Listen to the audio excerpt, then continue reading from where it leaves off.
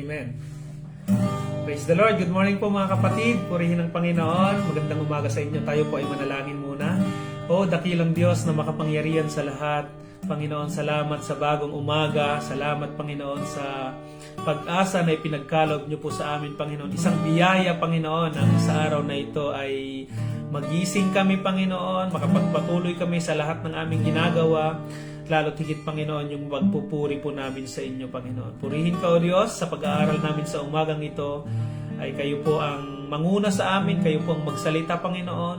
Ano man yung inyong ituturo sa amin sa umagang ito ay matanggap namin ito ng buong puso at maisabuhay din namin, Panginoon. Salamat, O God. Pagpalain niyo ang bawat kapatid na makikinig at bigyan niyo kami ng sapat na kakayahang unawain, tanggapin ang inyong mga salita, Panginoon. Purihin ka, Lord. Salamat sa araw na ito. In Jesus' name we pray. Amen and amen. Purihin ang Panginoon. Tayo po muna umawit sa Panginoon. The steadfast love of the Lord. The steadfast love of the Lord never ceases. His mercies never come to an end. They are new every morning, new every morning. Great is thy faithfulness, O Lord. Great is thy faithfulness. Minsan pa, the steadfast love of the Lord never ceases. His mercies never come to an end. They are new every morning, new every morning. Great is thy faithfulness, O Lord. Great is thy faithfulness. May Tagalog tayo sa pag-ibig niya. Pag-ibig niya ay hindi nagmamali. Ang awa niya ay walang kapantay. Ito'y laging sariwa bawat umaga. Katapatan niya'y dakila. Katapatan niya'y dakila. Amen. Purihin ang Panginoon. Tunay na ang katapatan ng Panginoon ay dakila. Sabi niya dyan, ang pag-ibig daw ng Diyos ay laging bago. Laging bago bawat umaga. Ibig sabihin ay tuwing tayo ay lumalapit sa Diyos, andyan lagi siya na nakikinig sa ating mga dalangin. Hindi nagmamaling. Lagi siyang handang magpatawad. Lagi siyang handang tanggapin ka kapag ka ikaw ay lumalapit sa ating Panginoon. Purihin ang Panginoon. Lord, salamat sa inyong pag-ibig. Salamat sa pagpapatawad. Salamat, Panginoon, sa kabutihan ninyo sa amin sa mga pagkakataon na kami po ay makapagbalik loob sa inyo, Panginoon. Purihin ang inyong dakilang pangalan. Hallelujah. Salamat, O Diyos. In Jesus' name we pray. Amen and amen. Purihin sa ang bawat isa. Yan. Good morning, Brother Jake. At good morning sa ating lahat, sa mga makikinig, mga manonood pa sa live na ito. Ang kaganda naman ng live na ito ay pwede siyang balikan.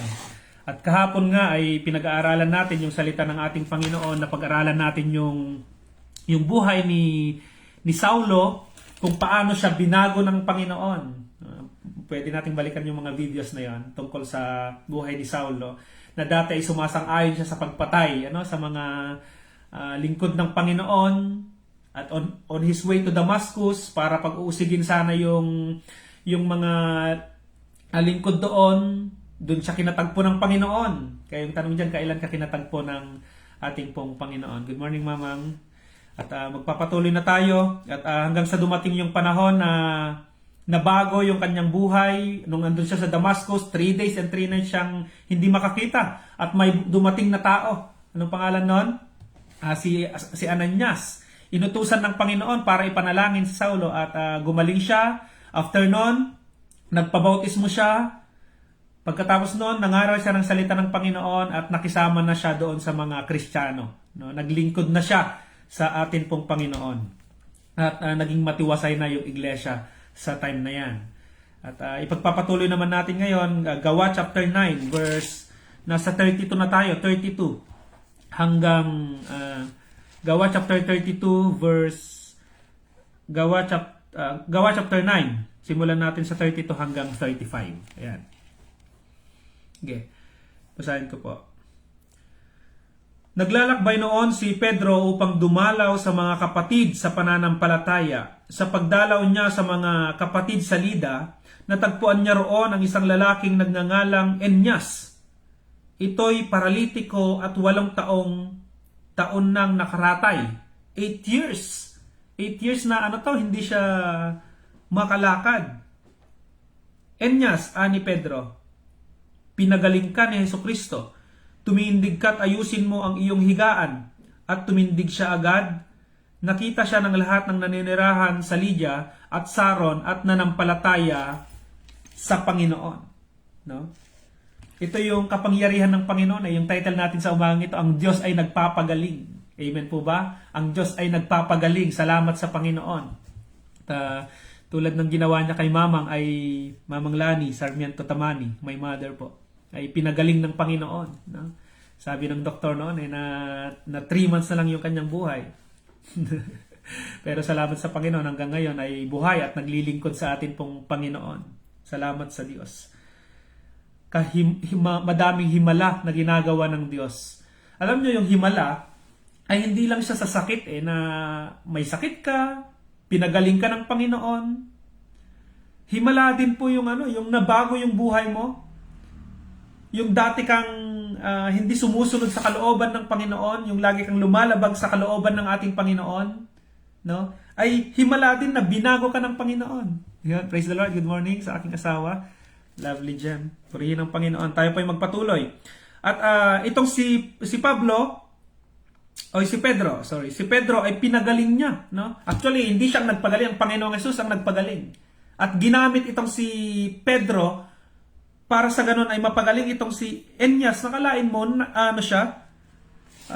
years na hindi siya makalakad. Sa ibang sa Matthew chapter 9, meron ding paralitiko dyan na pinagaling ng ating Panginoon. Okay. Matthew chapter 9, verse 1 to 8. Puntahan natin yan. Paki-comment nyo po ninyo dyan. Matthew chapter 9. Ito'y din to, paralitiko din to na pinagaling ng Panginoong Hesus. Ano po? Matthew chapter 9 verse 1 to 8. Ito. Matthew chapter 9 verse 1 to 8. Sumakay si Jesus sa bangka, tumawid sa kabilang ibayo at tumuloy sa sariling bayan. Pagdating niya roon, dinala sa kanya ng ilang katao ang isang paralitikong nakaratay sa kanyang higaan. O sa English to, bedridden na ito. Nang makita ni Jesus kung gaano kalaki, take note po yun nang makita ni Jesus kung gaano kalaki ang kanilang pananalig, sinabi niya sa paralitiko, "Anak, lakasan mo ang iyong loob, pinatawad ka na sa iyong mga kasalanan." Isinaloob ng ilang eskribang naroon, nilalapastangan ng taong ito ang Diyos. May mga naman dito, kontrabida. Ngunit batid ni Jesus ang kanilang iniisip, kaya't sinabi niya, "Bakit kayo nag-iisip ng ganyan?" Alam niyo yung nakakita na nga lang sila ng himala, na pinagaling na nga lang sila ng Panginoon yung paralitiko. Ito namang mga tao na ito na nandun sa paligid, ay iba yung kanilang iniisip, hindi nila nakita yung positive things, Kaya, sige, pagpatuloy ko muna bago natin balikan. Ngunit batid ni Jesus ang kanilang iniisip, kaya't sinabi niya, "Bakit kayo nag-iisip ng ganyan? Alin ba ang mas madali? Ang sabihing pinatawad na ang mga kasalanan mo o ang sabihing tumindig ka at lumakad?" Yan, verse 6. Good morning po, Ate Jing. Patutunayan ko sa inyo na dito sa lupa ang anak ng tao ay may kapangyarihang magpatawad ng mga kasalanan. At sinabi niya sa paralitiko, tumindig ka, dalhin mo ang iyong higaan at umuwi ka. Tumindig ang lalaki at umuwi. Nang makita ito ng mga tao, sila'y natakot at nagpuri sa Diyos na nagbigay ng ganitong kapangyarihan sa mga tao. No? Balikan natin, merong isang paralitiko nakaratay sa higaan, dinala nila ito sa Panginoon. Amen? At ang nakita ng Panginoon, yung pananampalataya ng mga taong nagdala ng paralitikong iyan sa Panginoon. Amen? Kaya sabi ko kanina, ang miracle, no? Ang himala ng Panginoon ay hindi lang siya sa sakit, kundi pwede din yung tao na bago yung buhay. Halimbawa ikaw, no? Ay ginamit ng Panginoon para sa ganun ay ilapit itong tao na ito na hindi nakakakilala sa Panginoon o dati ay hindi maganda yung kanyang ginagawa, nakakilala sa Panginoon, na bago yung kanyang buhay. Amen? Himala rin yun. At ikaw na tao na nag-invite sa kanya, ipinunta mo sa church, no, sa simbahan, naniwala ka rin na mababago yung buhay ng taong iyon. Parang ganito yun eh. Yung mga tao na nagdala sa paralitiko, dinala nila sa Panginoong Hesus, meron silang paniniwala na kayang pagalingin ng Diyos ang paralitiko na ito. Amen po ba? Naalala ko tuloy yung sige, saka na nga lang yun. Purihin ang Panginoon. Saan na tayo? Okay, bumalik na tayo. So, ang Panginoon ay nagpagaling din dyan. Ay, isa pa. Ito yung sinasabi ko kanina pala. Na yung mga tao naman sa verse 4, Trust tayo. Verse 3. Matthew chapter 9 verse 3. Isinaloob ng ilang iskribang naroon, nilalapastangan ng taong ito ang Diyos. No? Alam nyo yung meron nang magandang nangyari eh. Yung negative side pa rin yung tinitignan. Minsan, ayan, yun yung mga iskriba. Mga matatalinong tao ito sa New Testament, no? Mga unang panahon. Mga matatalino sila, pero nung nakita nila na nagpagaling ang Panginoong Hesus, gumaling yung tao, hindi nila nakita yung gumaling. Ang nakita nila yung kung ano-anong iniisip nila na negative things. Kaya minsan kinukumusta ko din yung aking sarili, kumusta ba ako pagka may mga sitwasyon, no? Kapag halimbawa yung mga OFW dito sa Taiwan, no? Dahil nandito naman ako, kapag kapunta nila dito sa Taiwan at nagsimula na yung trabaho, mapapansin yung panay-reklamo na bakit ganito kulang yung sahod ko? O kaya bakit ganito utos ng utos si leader? Ang daming reklamo. Pero nung nasa interview naman, sabi ko, kapag ini-interview kasi kami, isa mga nakaranas dyan sa mga OFW dyan, pag in-interview ka, are you willing to work overtime? Are you willing to work under pressure? Anong sasagot? No? Yes, ma'am, I can do everything. I can make adjustment. No? Mga ganun eh. Pagdating sa trabaho, pag andito na sa trabaho, ang daming reklamo. Nakakalimutan yung mga sinabi niya noong interview. No? At minsan hindi ma-appreciate na buti nga nakapunta ka sa ibang bansa eh. O kaya buti nga nagkaroon ka ng ganyan. Yung buhay mo ngayon, maaring pangarap na yan ng ibang tao. Yung kinalalagyan mo ngayon, meron kang bahay na tinutuluyan. Amen? Meron kang motor na dinadrive. Meron kang sasakyan na dinadrive. Meron kang pamilya na natatawagan, nalalapitan. Amen po ba yung mga positive things na dapat na nakikita natin?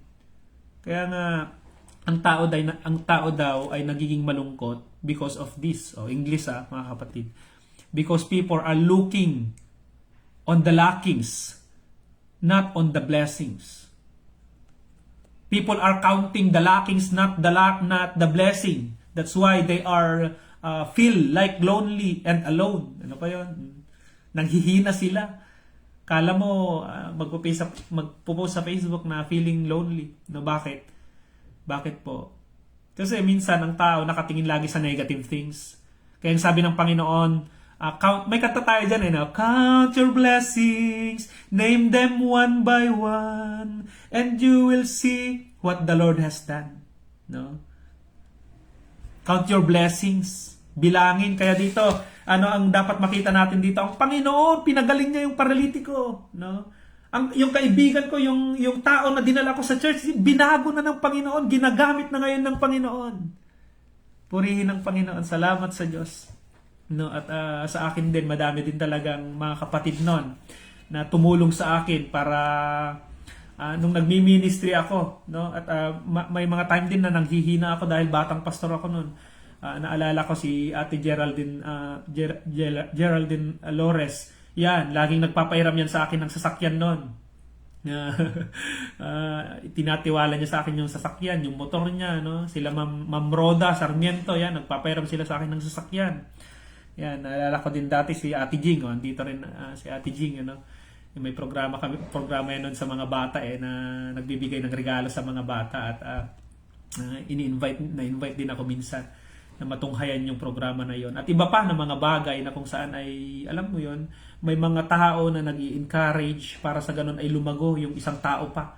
Parang ako noon, no? Bilang isang pastor, kung bakit ako nakakapagpatuloy ngayon, I appreciate those things. Na there are people around me, andyan yung aking pamilya, andyan yung suporta nila sa akin para makapagpatuloy sa paglilingkod sa ating Panginoon.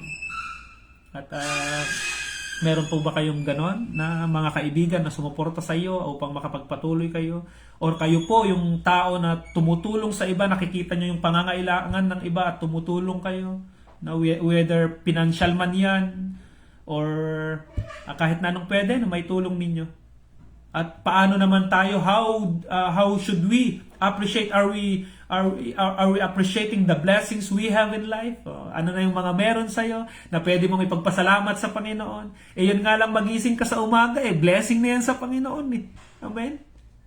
Purihin ng Panginoon. Pinagaling ng Panginoong Jesus ang paralitikong ito. Balik tayo sa pinag-aaral natin. Nawala lang ako ng onte. Namimiss ko kasi yung mga panahon na ako ay nagmi-ministry at andyan yung yung pamilya na nakasuporta at andyan yung mga iba't ibang tao na alam mo yun, nagpapakita ng pagmamahal para makapagpatuloy ka.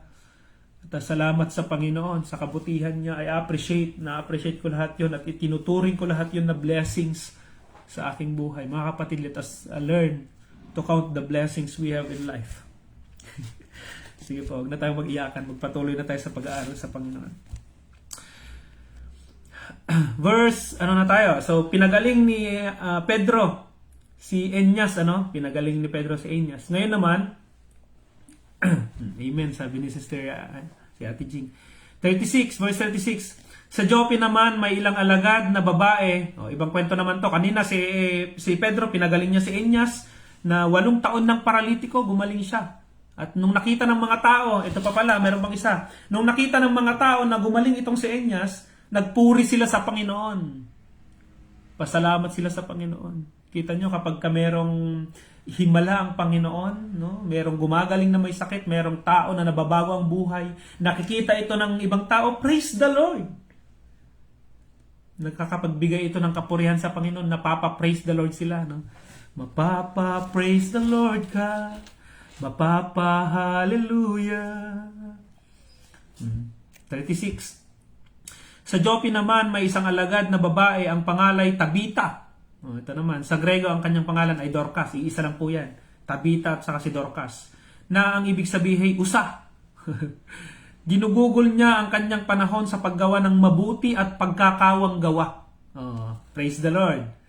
Kakatuwa yung mga taong gano'n. Nakikita mo yung mga tao na ginugugol niya yung kanyang panahon, no, sa paggawa ng mabuti at pagkakawang gawa. Nang mga araw na iyon ay siya ay nagkasakit na matay. Nang mapunasan na ang bangkay, ito'y ibinurol sa silid sa taas. So, to cut the story short, namatay itong si Dorcas, ipinunta siya doon sa taas. May kwarto doon sa taas, doon siya ibinurol, no? At di kalayuan sa Joppe ang Lydia. Naalala nyo kanina, yung Lydia ay doon nagpagaling si Pedro ng paralitiko, si Enyas, na 8 taon nang hindi nakakalakad. So, Lydia, kalapit nito yung yung si Lydia, kalapit nito yung lugar na Joppe na kung saan andoon si Dorcas. Good morning, Cousin Leo. Nang mga araw na iyon, siya ay nagkasakit at namatay. Nang mapunasan na ang kanyang bangkay, ito ibinurol sa silid sa taas. Di kalayuan sa Jope ang Lida, nang mabalitaan ng mga alagad na naroon si Pedro, inutusan nila ang dalawang lalaki upang siya'y pakiusapang pumunta agad sa Jope. So, nabalitaan nila, si Pedro andun sa Lydia. Nagpapagaling siya doon. Napagaling niya doon yung paralitiko. Ito namang mga alagad, andyan daw, malapit daw si Pedro. Pinuntahan nila ngayon. At nung pinuntahan nila, Pedro, baka pwede kang pumunta doon sa Jope dahil si Dorcas ay namatay. At yung mga kapatid ay naghihinagpis. No? 39. Sumama naman sa kanila si Pedro. Pagdating doon, dinala niya sa silid sa itaas. Dinala siya agad sa silid sa itaas.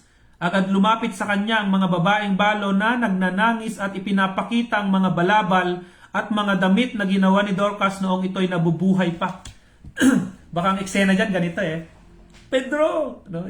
Ipakita yung mga balabal. Ito yung mga ginawa ni Dorcas, Purihin ang Panginoon. Bakit sila naiiyak? Bakit sila talagang sobrang nalulungkot? Kasi itong si Dorcas ay kilala siya sa taong paggawa ng mabuti at pagkakawang gawa, matulungin. Kaya, di ba, kapag pumunta tayo sa lamay, di ba, may mga namamatay. Sobrang iyak natin kapag pag nakita mo yung tao na matay na, ang maaalala mo yung mga mabubuting gawa niya Salamat sa taong ito dahil nung panahon na ako ay hirap na hirap ay tinulungan niya ako. Tayo naman kaya kapag tayo ay namatay. Wag muna ngayon. Maglingkod muna tayo sa Panginoon habang may buhay pa tayo. Pag tayo naman kaya namatay, ano kayong sasabihin ng mga tao sa atin, no? Makakapagsabi sila na, buti ng taong yan. O kaya yung buti yung sa taong yan. Wag naman sana, no? Pero usually, kapag tayo pumupunta doon sa lamay, o kaya kapag may mga nagte-testimony about doon sa taong namatay, mga mabubuting mga nagawa ng tao, mga alaala ng tao na yon ang kanilang ikinuwekento, ang kanilang sinasabi. Kaya marahil si Dorcas dito ay umiiyak yung mga tao dahil siya ay mabuting tao at siya ay namatay na. Verse 40. Pinalabas ni Pedro ang lahat, siya ay lumuhod at nanalangin. Pagkatapos humarap siya sa bangkay at sinabi, Tabita, bumangon ka. Dumilat si Tabita at naupo nang makita si Pedro. Take note mga kapatid. Hindi agad, pagkaakyat ni Pedro, hindi niya agad pinuntang si Tabita. Tabita, bumangon ka. Na, mabuhay ka. Hindi Ang ginawa ni Pedro, tumingin muna siya sa Panginoon. No? Nagbigay muna siya ng oras sa Panginoon. Nanalangin muna siya sa Panginoon. Bago siya humakbang. Kaya napakahalaga yan, mga kapatid, kapag tayo ay humahakbang. Halimbawa, meron tayong planong gawin. Gusto nating gawin. No? Panalangin natin sa Panginoon. Gusto mong maging OFW? Gusto mong mag-abroad? No? Manalangin ka, Lord, gusto mo ba na mag-abroad ako? Gusto mo nang mag-resign sa trabaho mo? Lord, gusto mo ba na mag-resign ako sa trabaho ko? Ano pa yung gusto mong gawin? Ipanalangin mo lagi sa Panginoon. Lord, tatalikod na ako sa pananampalataya. No? Hilingin mo sa Panginoon, Lord, gusto mo ba talaga ako na lumayo sa iyo? Gusto mo ba ako na umalis na sa paglilingkod sa iyo? Gusto mo ba, Panginoon, na hindi na ako magpastor? Tanungin mo sa Panginoon, sasagutin ko niya ng hindi. Dahil laging kalooban ng Panginoon, gusto niya na makapagpatuloy ka sa paglilingkod sa Panginoon. Nanalangin siya sa Panginoon at ang Panginoon, magpapahayag siya kung ano yung kalooban niya, yung ano yung mas nakakabuti sa iyo. Yun yung sagot ng Panginoon dyan. Kaya dito, nanalangin sa Panginoon, si Pedro, Lord, gusto mo ba na buhayin kong muli itong ipanalangin ko para mabuhay muli itong si Dorcas? At nung nakakuha siya ng confirmation sa Panginoon, hinarap niya si Dorcas, hinarap niya. At ang sabi niya, no, verse 40, pinalabas ni Pedro ang lahat, siya'y lumuhod at nanalangin. Pagkatapos humarap siya sa bangkay at sinabi, Tabita, bumangon ka. Ang simple ng prayer niya. Tabita, bumangon ka. No? Hindi naman kanina yung paralitiko ay pinagaling ng Panginoon sa pamamagitan ni Pedro. Sabi ni Pedro, tumindig ka. No? Lumakad ka. Ganun lang yung mga binibigkas nila. Ngayon, 'di ba, yung mga napansin natin yung mga prayers ng karamihan na ang daming may seremonya pa yan May seremonya kapag talagang Lord, May seremonya. Sa kanila na napakasimple. Patay na to Kaya kung ang Panginoon talagang yun yung will niya, mahaba o maikli yung prayer mo, kung yun yung gagawin ng Panginoon sa buhay mo, yun talaga yung mangyayari. Amen po ba? Hindi naman masama yung mga mahabang prayer. Sinasabi ko lang ay kapag tayo ay nanalangin sa Panginoon, ay talagang paniwalaan natin, panampalatayanan natin ang Panginoon. Verse 41.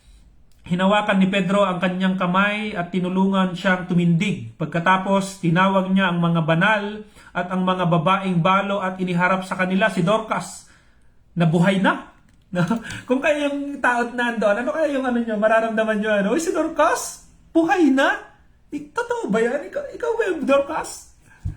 Siguro, alam mo yung buhay na nga magdududa ka pa? Ganyan ang tao. Nakikita na nga lang minsan na yung tao, nabago na yung kanyang buhay. Magdududa ba yung iba? Talaga bang nabago ang buhay niyan?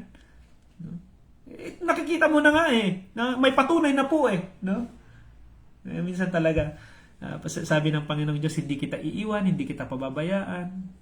Nakita mo naman yung buhay mo mula nung bata ka hanggang ngayon, kung paano ka ginabayan ng Panginoon, kung paano ka iniligtas ng Panginoon. Alam ko po, ang dami din nating kapalpakan sa buhay. Ang dami din nating mga pagkakamaling nagawa sa buhay. Pero ang Panginoon, hawak-hawak niya pa rin tayo. Buhay pa rin tayo, nakakapagpatuloy pa rin tayo sa paglilingkod sa ating Panginoon, sa pamumuhay natin, sa pagtulong natin sa ating pamilya. Buhay pa rin tayo. Nakikita na natin na ang Panginoon, hindi niya tayo iniwan, hindi niya tayo pinabayaan. Pero minsan, nagdududa pa rin tayo. Huwag po mga kapatid. May patunay na Verse 42, nabalita ito sa buong Jope, kaya't marami ang sumampalataya sa Panginoon. Si Pedro ay matagal ding nanatili sa Jope sa bahay ni Simon na isang mangungulti ng katad. Si Pedro ay nasa Jope. Nasa Jope na siya, nakitira siya sa bahay ni Simon na isang bakit ko sinabi yan? Kasi sa susunod, bukas po yan. Abangan nyo bukas mga kapatid, magsama-sama tayo. Pag-aralan natin yan. Si Pedro ay andon sa Jope, sa bahay ni Simon. At bukas makikita natin kung ano yung kanyang ginagawa niya doon at kung ano yung magiging mission nitong si Pedro. Napakaganda yung magiging mission niya dyan. At ito yung isang favorite ko na binabasa, Gawa chapter 10. Pero dito muna tayo, nabuhay si Tabitha, nagkaroon ng, naipakita yung kapangyarihan ng Panginoon, at yung mga tao na nakakita, nanggilala sila, nagpuri sila sa Panginoon. Dapat ganoon kapag may nangyayari sa atin, mapapansin natin na ang mga tao ay nagpupuri sa Panginoon. Nabago yung iyong buhay, nakakapagpatuloy ka sa Panginoon kahit na mahirap yung inyong pinagdadaanan. Alam mo yung merong mga pagsubok. Sabi nga minsan, ang mundo ay parang bumagsak sa akin. Pero alam mo yung nakakapagpatuloy ka pa rin. Dahil sabi nga ng Panginoon, di ba? Bibigyan kita ng lakas. Na tulad ng pakpak ng agila na hindi ka napapagod. Ang Panginoon ay lagi nating kasama at sa panahon ng pagsubok siya yung maaasahan natin. Amen? Iwasan na natin yung mag-post ng kung ano-anong mga emote sa Facebook na para bang wala tayong Diyos na tumutulong sa ating mga kapatid. Ayusin natin po yung mga post natin na kapag nag-post tayo sa Facebook, nakaka-encourage ito, nakakatulong ito sa iba. Amen po ba? Kaya na-appreciate ko yan, yung mga nagpo-post yan ng mga positive words dyan sa Facebook. Kapag nabasa mong ganyan, talagang ma-encourage ka. Salamat sa Panginoon mga kapatid. Ang Diyos ay nagpapagaling at bumabago ng buhay. Paniwalaan natin yan. Meron tayong Diyos na tapat, meron tayong Diyos na makapangyarihan. Purihin ang Panginoon. Anong oras na? Alas eksakto 7 na, tayo na po ay mag-pray. Lord, salamat po sa lahat ng mga kapatid ngayon na nakinig at makikinig pa sa live devotion na ito, daily morning devotion. Pagpalain niyo po kami. At Panginoon, kayo pang mangusap sa amin upang hindi lang yung mga na-share ko ngayon, nabasa namin ngayon yung malaman namin, Panginoon, kundi mas marami pang mga bagay. Help us to realize how good you are. Help us, O God, to count the blessings we have in life. Lord, iwasan na namin yung laging nagre-reklamo kami, Panginoon. Instead, we will count the blessings, Lord God, na ibinibigay nyo sa aming mga buhay. Help us to be appreciative, Panginoon. Help us to be thankful. Help us to be cheerful, Panginoon. In every situation and everything we have, O God. Pagpalain niyo ang bawat isa, Panginoon. Andito yung mga kapatid ko. Alam niyo yung kanilang mga pangangailangan, mga pinagdadaanan sa buhay. Maghimala po kayo sa kanilang mga buhay, Panginoon. At maranasan din nila yung inyong pagpapagaling, Panginoon. Ang inyong pong mga pagpapala, Panginoon. Maranasan nila ang inyong masaganang pag-ibig, Panginoon. Mga kapatid ko na may mga pinagdadaanan, sakit sa kanila, pagpalain niyo sila, pagalingin niyo po sila, Panginoon. May mga lacking sila, Panginoon, sa financial man na yan, nagkakaproblema sila, Panginoon. Pagpalain niyo, you are our God who provides, O God. You are our Jehovah Jireh. You are our Jehovah Rapha, the God who healed. Pagpalain niyo po kami, Panginoon, at lagi naming maranasan at maalala ang inyong masaganang pag-ibig sa amin. In Jesus' name we pray. Everybody say, Amen and Amen. Purihin ang Panginoon. Salamat sa nakisa ngayon. Dito yung aking kapatid, parang full force ngayon. Aking kapatid si Brother Jake Mael Tamani. Nakabakasyon yan ngayon. Sa aking mother, Mamang Lani Sarmiento Tamani. Si Sister Lovely, ang aking asawa. Supportive din ito yan. Si Ate Jing, yan. Nakakasama ko dati yan sa ministry. Miss you, Ate Jing. At si Cousin Leo, purihin ang Panginoon. Dito rin yung aking cousin ko yan sa Kulay. Dito lang kami nagkita sa Taiwan. Nasa Taga Isabela din po yan. Purihin ang Panginoon. Salamat sa namimiss ko na po kayo, mga kapatid. Hindi ko alam kung kailan ako makakauwi ng Pilipinas dahil may ministry tayo dito sa Taiwan. Pero kung may pagkakataon kayo po ang mamasyal dito sa bansang Taiwan. Purihin ang Panginoon. God bless po. Bye-bye, and lagi ninyong isipin, mahal kayo ng Panginoon, lagi kayong sinasamahan ng Panginoon, at ang Diyos natin ay makapangyarihan at mapagmahal. Bye-bye po. See you bukas.